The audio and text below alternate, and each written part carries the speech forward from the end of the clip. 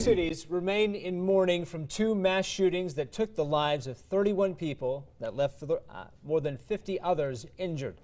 Those massacres both happened within 13 hours of each other over the weekend in El Paso, Texas, and then in Dayton, Ohio.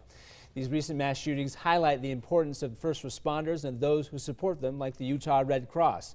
So here to talk about how the Red Cross helps in situations like this is Rich Woodruff from the Utah Red Cross. Rich, thanks for being with us here today. Pleasure to come in, not a pleasure necessarily to talk about this subject, but it's important. Of course, I mean, you see how hard this is for these communities in El Paso and then in Dayton, and how much help these people need. I know the Red Cross comes in and does provide some help. What do they do? Well, we're very, very cognizant of the stress, the coping tips that the community needs to know. But what we actually do is we send and we deploy licensed therapists and also spiritual care volunteers. And so we are in these cities where these events happen, and we are available. We attend vigils, for example. We are available to help give them some support and some comfort. So it sounds like you show up just to be able to be there as a means to be able to say, hey, like, we're here for you. Sure. And then you offer those services, you said, for therapy, and then you said spiritual guidance as well. What do you mean?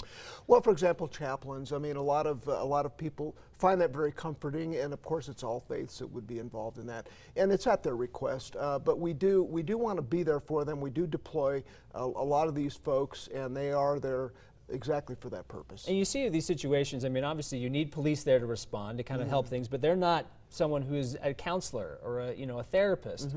And that's, I guess, where you bridge that gap with the Red Cross. Yeah, and we also, this is traumatic for the nation, actually. And then here in our own backyard, of course, Las Vegas, coming up on a couple of years of that event. So we also try to get some coping tips out and get people access to help so that they know that we're there for them to support them through a very difficult time. Now, we have a couple of those coping tips here with us today. If you want to go through them, what are some of the things that if people want to help out, they can use some of these tips, not only help themselves, but maybe help some other people around them? Yeah, that's a good point, because helping others, it's all about connection and support each other. It's okay to feel anxious, it's a very natural reaction, but self-care is very important. Okay. If you're a parent, make sure and talk to your children about it, reassure them, and just, seek support from each other and also from other resources if you think you need that. So just a couple of ideas there to help cope through some of these situations. If people want to get more information, I know there's a lot you have on your website.